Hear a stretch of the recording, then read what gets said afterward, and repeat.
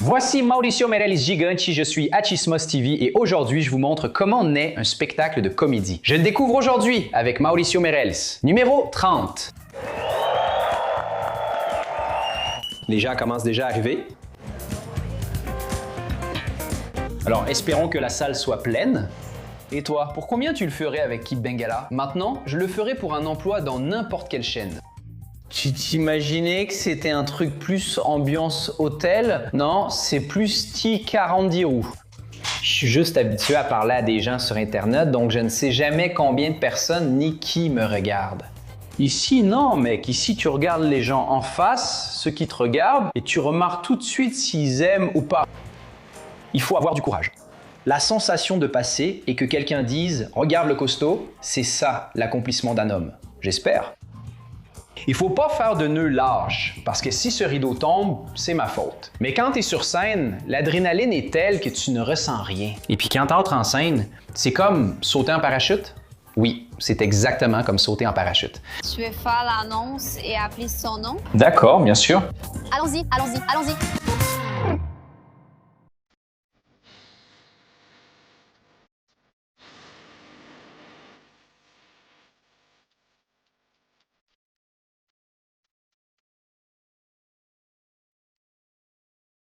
Tu connais les coulisses d'un spectacle de stand-up? Moi non plus. Découvrons-les ensemble aujourd'hui. On vient d'arriver et c'est déjà la folie partout. Musique. Nous sommes ici pendant le démontage de la pièce précédente pour commencer notre installation. Donc, c'est la course pour tout enlever et installer nos affaires. Cette personne intense qui court partout, c'est Raph, mon guide aujourd'hui. Raph, t'es arrivé inquiet. Pourquoi? C'est mon visage normal, en fait. J'ai juste une tête de fonceuse, on va faire bouger les choses, mais tout va bien se passer. Qu'est-ce qu'il y avait ici avant nous? C'est une vraie pièce, avec un décor solide. C'est donc un format différent du stand-up. Et alors, c'est nous qui allons devoir démonter? Non, ce sont les techniciens du théâtre. Mais le problème? Ce n'est pas notre problème. Oui, non, pour l'instant, eh bien, plus ou moins. On s'entraide, on se donne un coup de main, tu sais, pour que l'un sorte et que l'autre entre. Tu es la productrice en chef? Je te dérange? Ce jour-là, oui. Ce jour-là, oui, je la dérange. Donc, des ordres, c'est ça? S'il te plaît, je peux t'aider. Tu vas suivre en même temps et alors je peux commenter au fur et à mesure, mais tu vas suivre ce qui se passe dans notre espace. Comment puis-je t'aider sans te déranger? Hey, dis-moi vite, t'es avec tes filles ou tu te sens pas bien? Tu peux voir que c'est vraiment intense.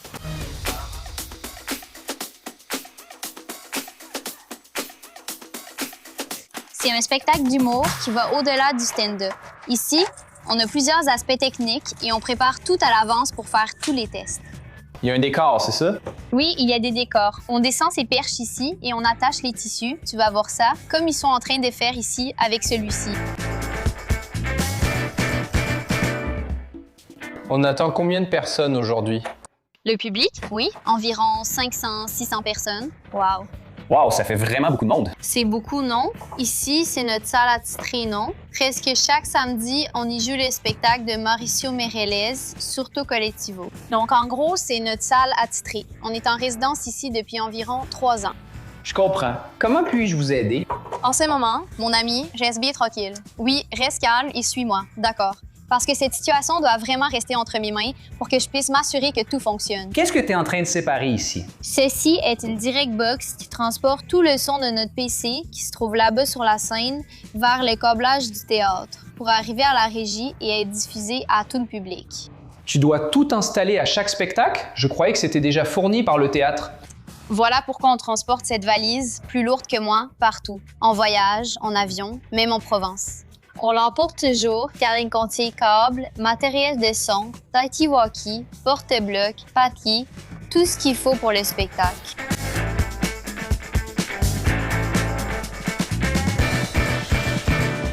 Bon, profitons-en alors, puisque je suis clairement en train de gêner, et découvrons un peu le décor qu'ils sont en train de démonter.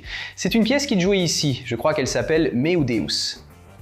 Et je crois que c'était un salon ici, tu vois, il y a un canapé, des tables basses. Waouh, c'est grand, hein? Oh. J'ai l'habitude de parler à des gens sur Internet, donc j'ignore combien de personnes ou qui me regardent. Mais ici, c'est différent, mec. Ici, tu regardes les gens en face, ceux qui te regardent, et tu vois tout de suite s'ils aiment ou pas. Il faut avoir du courage. Ce pupitre est à nous, il est toujours ici au théâtre, on l'utilise pour notre spectacle. Les garçons vont commencer à préparer. Libérer cette première zone pour la scène du théâtre.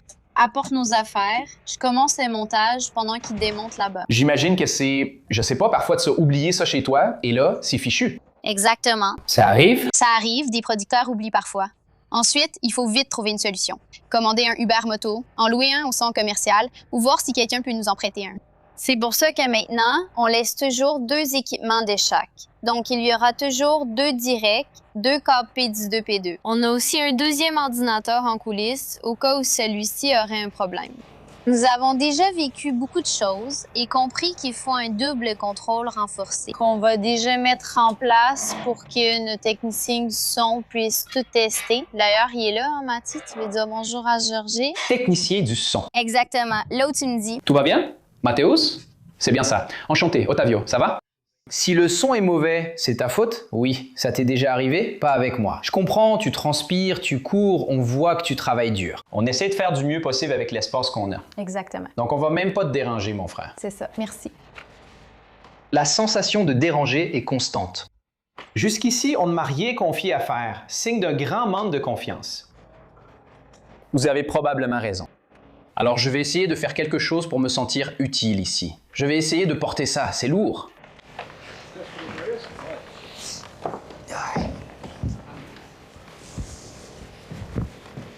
Pas de problème? Ouais.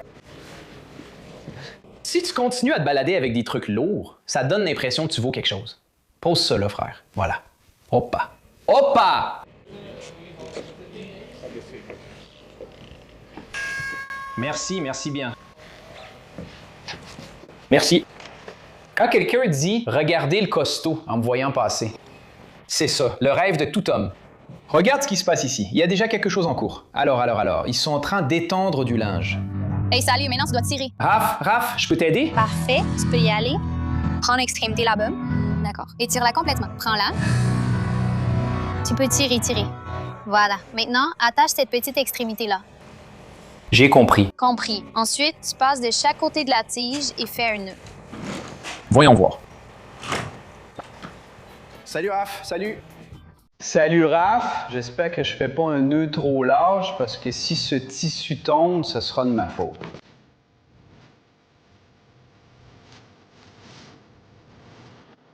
Tu vois, toutes ces fois où j'ai vu dans Rat Team Boom comment faire ses lacets, ça vaut le coup maintenant. Merci. Oui, tu peux vraiment faire un nœud de lacet. Oui, c'est ce que je fais.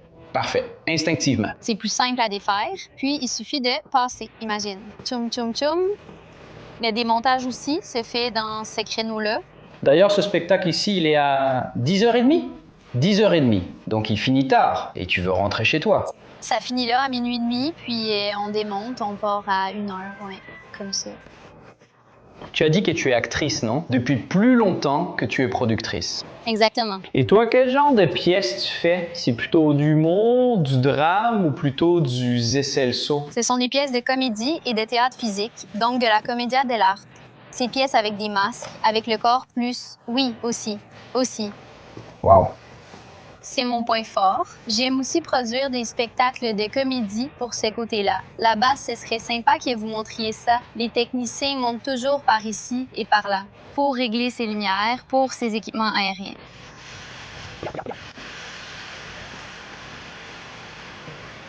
Et ben, les belles dents de Mauricio, hein?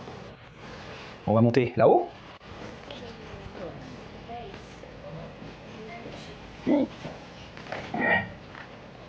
Que se passe-t-il ici, Raph? C'est ici qu'ils installent, tu vois, tout cet équipement d'éclairage, les tissus et d'autres décors. On peut monter là-haut? Non, seules les personnes formées peuvent y aller. Ah, oui, tu peux juste filmer. Ceux qui ont... Quel dommage. Ce sont des techniciens formés et des super-héros. N'est-ce pas, Jess? Oui.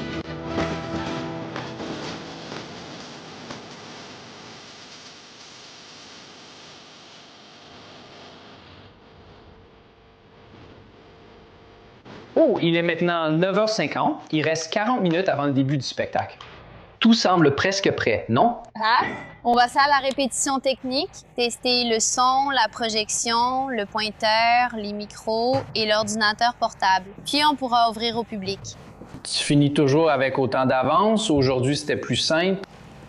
En fait, j'appellerais même pas ça une petite marge, tu vois. Mais vers 10, on peut ouvrir la salle, donc il y aura environ 20 minutes pour que le public entre. Ça dépend beaucoup du planning du théâtre lui-même, tu vois. Donc, quand la pièce précédente se termine, il y a des théâtres où on peut finir bien plus tôt, où on arrive environ 2 heures à l'avance. Oui, c'est ça. Mais avec celui-ci, généralement, on arrive à avoir environ 20 petites minutes pour que le public entre. On va pas dire trop tôt que c'est trop facile, pour ne pas se porter la poisse. Oui, exactement, mais... Jusqu'ici, tout se passe comme prévu. Ça va, mon frère? Ouais, ça va? Enchanté, Otavio. Grand Otavio, dis-moi Otavio. Tu es le groupe d'ouverture? Ouais, tu vois, je joue du clavier dans le groupe. Ah bon? Non, je fais toujours quelques petites minutes quoi, pour chauffer un peu la salle. Et comment c'est, mec, d'arriver devant un public que t'as jamais vu et de chauffer la salle pour quelqu'un d'autre? C'est quoi cette sensation, mec? Maintenant, je me suis habitué, tu sais, au public de Mauricio, parce que le public de Mauricio est un peu difficile. Pourquoi? Parce qu'ils sont très exigeants, parce que Mauricio fait 285 trucs, alors les gens pensent « Waouh, il y a toujours un truc super impressionnant qui arrive ». Au début, quand on faisait ça au Renaissance, c'était fou de faire ça avec lui, tu sais, il me vendait vraiment bien, faisait la voix off, et tout le monde attendait « Est-ce que Mauricio dit qu'il est bon ?» Et puis j'entrais, et les gens restaient un peu comme ça, genre où est-ce qu'il est? Donc je me suis habitué à faire beaucoup de mauvais spectacles avec lui, puis après j'ai dit hey, Mauricio, laisse-moi essayer à ma façon. Et là il a dit non, vas-y, essaye. Ce serait quoi ta façon de faire? J'essayais de faire le off plus à ma manière, en disant déjà que genre il va venir quelqu'un qui est pas Mauricio, qui est pas vraiment le style de Mauricio, que ça serait autre chose. Je tente de faire croire qu'au début je fais pas l'humoriste et que j'explique simplement le spectacle. Combien de temps restes-tu avec le public? Je reste environ 12 minutes. C'est beaucoup, mec, pour être face à face avec 500 personnes, non? Et ils savent pas qui je suis, genre ils ont aucune raison, quelle raison ils auraient de me suivre, tu vois. Je me souviens beaucoup de ça, mec, de ce concert de Carlinhos Brown au Rock in Rio. Oui, c'est ça. Que les gens lui lançaient des bouteilles d'eau. Parce qu'ils voulaient voir, genre, je sais pas, Sepultura qui allait passer après. Y a personne qui disait non, un groupe a abandonné.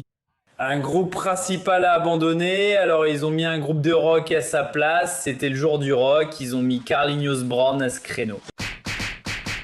Toi, t'as déjà eu l'impression d'être comme Carlinhos Brown? Oui, plusieurs fois.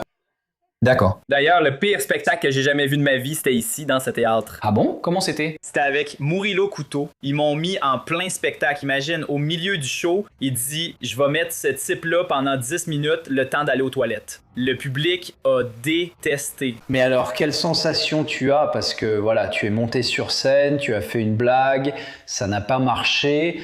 Qu'est-ce qui passe par la tête? Comment tu te sens, mec? Quand tu débutes, tu sais pas comment gérer l'absence de rire.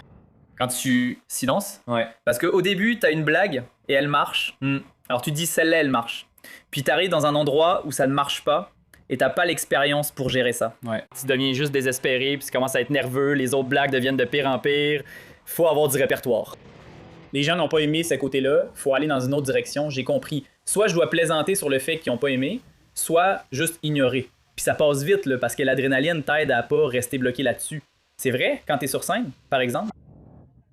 Si c'est le cas, quand t'es malade, Mauricio, quand t'es malade, mon frère, épuisé, détruit, t'es monté sur scène, c'est fini. Rien. T'as mal à la tête, mal au ventre, t'es sur scène, tout passe. Après, quand tu redescends, là, d'accord. Sur scène, l'adrénaline est telle que tu ne ressens rien. Et donc, monter sur scène, c'est un peu comme sauter en parachute? Oui, c'est exactement comme sauter en parachute. Eh bien, dans un instant, il va sauter en parachute et on va s'assurer que le parachute soit bien plié. Allons-y. Mon vieux.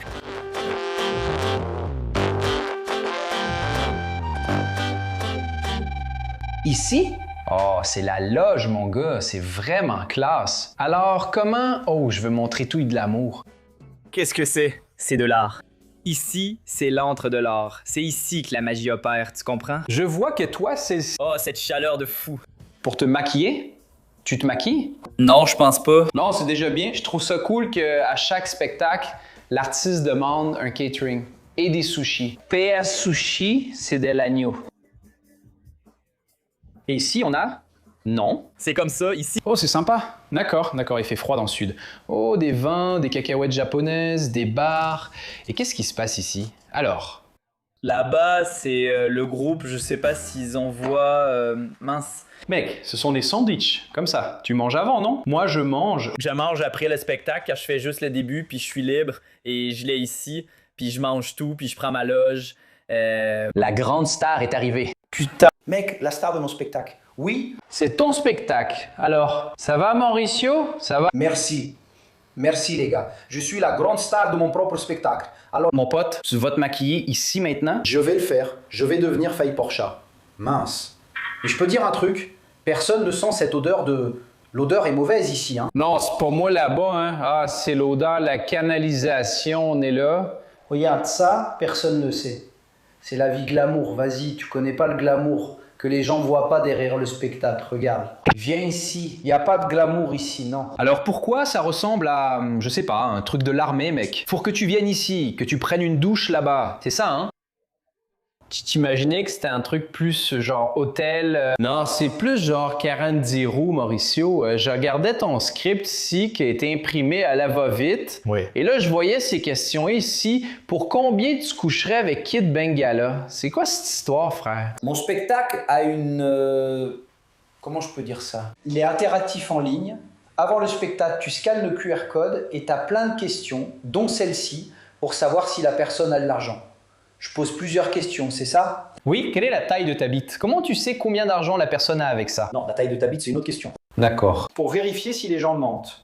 Et en moyenne, combien de personnes demandent à coucher avec Kid Bengala? La blague est vraiment drôle. D'ailleurs, la plupart de ceux qui disent vouloir coucher avec Kid Bengala sont des hommes. Oui, ils choisissent cette option. Je pense que les femmes diraient oui, car elles ne le feraient pour aucun argent, contrairement aux hommes qui sont plus corruptibles. Femme. Et toi, pour combien tu coucherais avec Kid Bengala? Ça dépend. À quel moment de ma vie? Maintenant, je le ferai pour un emploi dans n'importe quelle chaîne. Non, voilà le truc. Je vais vous expliquer. Actuellement, dans le spectacle, à la fin, je fais monter des personnes du public sur scène. Et ce ne sont que des gens de la génération Z. Et là, je leur pose des questions pour voir comment ils réagissent. Comment fonctionne le pop? Comment changer une bonbonne de gaz ou réagir si le chauffe-eau grille étape par étape? Ces questions testent les réactions des gens. Ce sera amusant car ils ne savent rien faire. Donc, moi non plus, je ne sais faire aucune de ces choses. Je ne sais pas changer le gaz, puis personne n'a de gaz aujourd'hui, mais chez moi... Tu vas sur Google, tu trouves quelqu'un qui sait faire quelque chose, et j'y vais et je règle le problème. Mindset, les gars, c'est... Mindset. Le jeune devient paresseux, il n'est plus responsable. Comment tu aimes te préparer pour le spectacle? Tu préfères méditer seul ou tu aimes qu'on vienne t'embêter comme moi? Non, il n'y en a pas. En fait, ça dépend du spectacle, surtout quand des célébrités comme vous participent. D'accord? J'ai besoin d'un moment seul avec la célébrité, parce qu'elle a très peur de participer à Monsieur Bling. Et c'est vraiment dur parce qu'on dit comme ça. Putain, ne fais pas ça, ne fais pas ci. Je m'assois avec lui, je le calme, je dis écoute, on va faire comme ça, d'accord? Je vais faire une blague avec ça, le gars commence à se calmer, j'ai besoin d'environ 15 minutes seul avec lui. Comme il n'y a pas de célébrité aujourd'hui, ce sera improvisé et plus léger. Il me suffit de prendre ça, c'est le script que j'ai fait à Campinas. Je vois que c'est le script. Je peux? Je vais montrer que je suis le seul à comprendre. Oui. Oui, c'est ça. C'est comme ça que tu gardes tes blagues secrètes avec une écriture de médecin. Raconte-la, puis tu fais une bande dessinée. C'est bien ça? C'est comme ça ici, regarde. Comment je m'y retrouve? Montre-moi. Celui-ci, c'est le suivant. C'est mon introduction. Alors ici, je sais. Par exemple, quand je mets ce truc ici, ce sont les sujets délicats dont je ne me souviens pas encore. Alors je jette un coup d'œil et je me dis, il faut parler de l'homme. Il y a le TDAH, une blague que j'ai sur Bolsonaro, ça dépend du moment. Le reste, je sais déjà où ça va. Donc j'ai l'ordre mental de chaque segment de mon spectacle.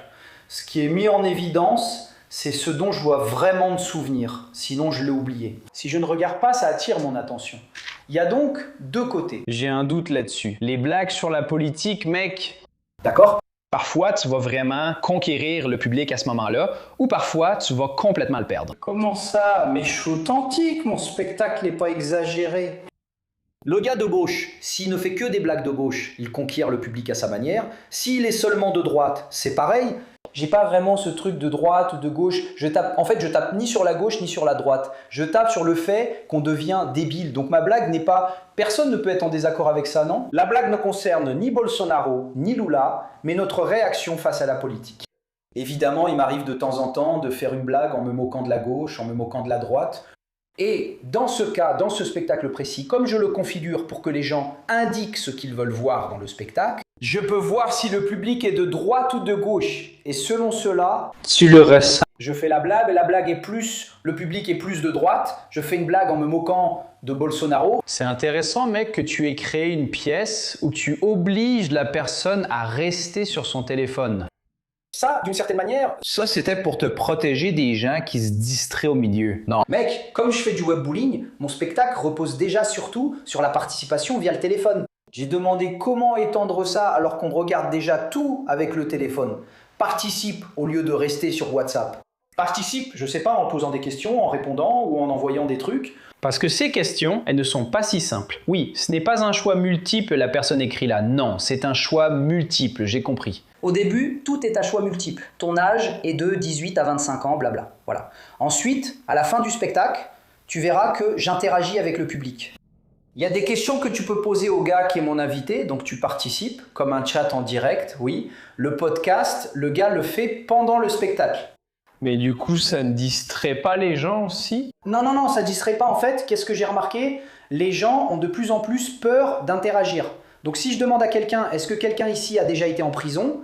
Personne ne va lever la main, n'est-ce pas? Si mes données montrent que 7% du public ont déjà été en prison, j'ai déjà une raison d'aborder ce sujet. Parce que c'est quelque chose de très classique dans le stand-up, c'est justement l'interaction. Je sais même pas si ça a un nom en portugais. Le éclair, c'est celui qui perturbe et fait le malin. Ça existe encore? Où les gens, même ça. Publier des vidéos sur Internet génère beaucoup d'interactions. Certains pensent alors que le spectacle sera uniquement interactif et viennent surtout pour échanger avec l'humoriste. Alors, j'ai réfléchi à des moyens intéressants de faire de l'interaction, où la personne voudrait participer et me donner du contenu, pour que je puisse improviser dessus, sans avoir à dépendre de quelqu'un qui lève la main et qui réponde. Répondre. Mais t'as déjà eu un cas comme ça, tu sais, quelqu'un a perturbé ou t'arrives toujours à t'en sortir? On arrive à s'en sortir parce qu'au fond, le public est avec moi, oui, donc il y a 1000 personnes avec moi contre lui. Mais il y a toujours un mec bourré, mec. Vraiment? Et le mec bourré là, j'ai aucune idée. Le mec bourré, il crie. Le mec bourré, il a la tourette, non? Je comprends, donc lui, le gars, je fais mon spectacle, le gars se lève, le gars hurle, le gars commence à marcher. Il y a déjà eu des gens, le gars monte sur scène, le gars veut participer, ça arrive, le gars veut faire le malin devant ses amis. C'est une personne en manque d'attention. Au bout du compte, Vraiment beaucoup, il y en a. Et là, notre rôle, c'est d'essayer d'être drôle, d'une certaine manière, et en même temps, de ne pas être agressif. Parce que parfois, on a envie de pousser le gars, mais on va pas le pousser au milieu. Mais il y a des gens qui dérangent vraiment, il y a des gens qui dérangent tellement dans le public qui gâchent tout. Le public s'oppose à celui qui gêne le spectacle, sauf s'il y apporte quelque chose. j'espère que personne ne dérangera aujourd'hui et je vais éviter de déranger. Je termine cette partie dans la loge. Putain, merveilleux. Merci mon frère, merci.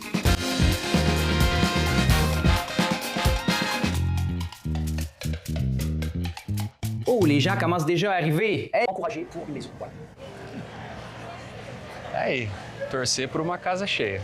On a fait un montage en peu de temps, vraiment, là. OK, on a eu la scène à 9h30. On a réussi à tout régler en une demi-heure. Tout ce montage a été fait à trois producteurs, en comptant Vini, qui allaient à l'imprimerie pour nous. Oui, imprimerie. Tissu, test de micro, test de projection, tout a été réglé en une demi-heure pendant le montage. Et maintenant, les gens sont déjà en train d'entrer là-bas. Le public est déjà autorisé à entrer, non? Le foyer était bien plein. On a déjà fait entrer le public. Foyard, c'est quoi le foyer? Foyard? Oui, c'était littéralement la zone, le hall d'entrée là, où les gens entrent avant que le public accède à la salle. Et puis Mauricio me racontait que les gens ivres finissent par déranger, mais en même temps, les gens ivres rient plus facilement. Je pense que c'est une voie à double sens. Et donc, on peut acheter de l'alcool ici. Comment ça marche? C'est encouragé, les gens regardent, genre. On a des théâtres, bien sûr, qu'on va y aller. Ça dépend de la politique de chaque théâtre. Mais oui, ils vendent de la bière, des boissons alcoolisées à l'intérieur du théâtre pour que les gens puissent en consommer comme n'importe quel autre produit. Compris. Espérons que les gens boivent modérément aujourd'hui. Avec modération pour s'amuser, n'est-ce pas? Que ça reste beau. Mathie, ouvre le micro, hein, s'il te plaît. Je dois passer un message.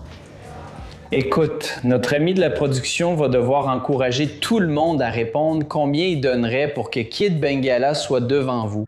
Le QR code, c'est un spectacle interactif et il dépend de votre participation. Alors, pointez votre caméra vers le QR code et envoyez des suggestions, répondez au questionnaire, répondez au quiz, d'accord? Parce que le spectacle dépend entièrement de ça pour rendre votre expérience à tous encore meilleure, d'accord? Merci beaucoup. Allons jeter un coup d'œil là-bas maintenant et voir si les gens sont sur leur téléphone. En général, ils le sont toujours, n'est-ce pas? Mais... Tout le monde est sur son téléphone, regardez. voilà. Tous répondent combien ils donneraient pour que Kid Bengala... Bien, tu veux faire une annonce et annoncer son nom? Avec vous, Alessandro Berman. D'accord. C'est logique, non? Mais... Allons-y, il te donne les top. Non? Dis juste mon nom, Alessandro Berli, je donnerai le signal. Tu verras le genre. Je dis non, c'est pas ça, ne dis rien. Le meilleur comédien de São Paulo... Jamais ça, les gars, c'est le meilleur comédien de São Paulo. Pour moi, oui, c'est comme la meilleure pizza. Pour lui, il va avoir les sifflets, c'est tout. Voilà, dès que cette annonce de la salle sera terminée, il y aura le troisième signal. Et le troisième signal au théâtre signifie que le spectacle va commencer. Alors restez à vos places, toujours. La dynamique, c'est il y a un signal, le temps passe, 2 signaux, le temps passe, 3 signaux, et là, c'est le signal qui garantit que la pièce va commencer. Ce n'est plus le moment de sortir, profite du spectacle et pense à libérer le mythe 2. C'est 3 sirènes. Tu peux libérer le mic 3, s'il te plaît? On va faire le petit tapotement. MIC3, tu peux taper. Tu peux.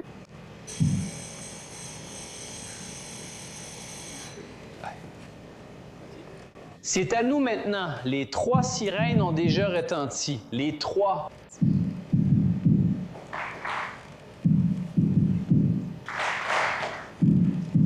Tu peux aussi laisser le mic 2 ouvert. Merci. 2.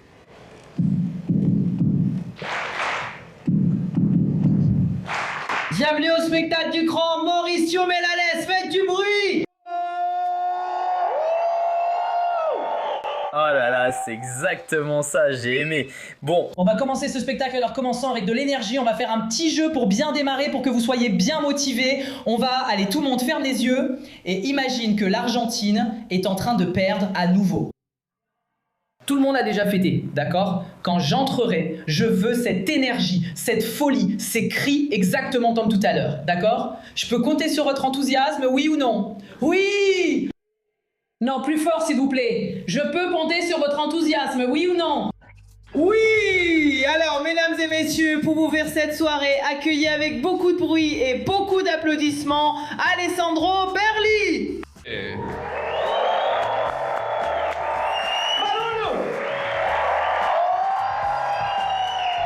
Tout s'est bien passé. Il est là-bas en train de sauter en parachute. Pour voir ce spectacle, venez chaque samedi au Shopping Eldorado et profitez-en dans la vraie vie. En espérant que vous continuiez à regarder nos vidéos, mais venez aussi assister au spectacle ici.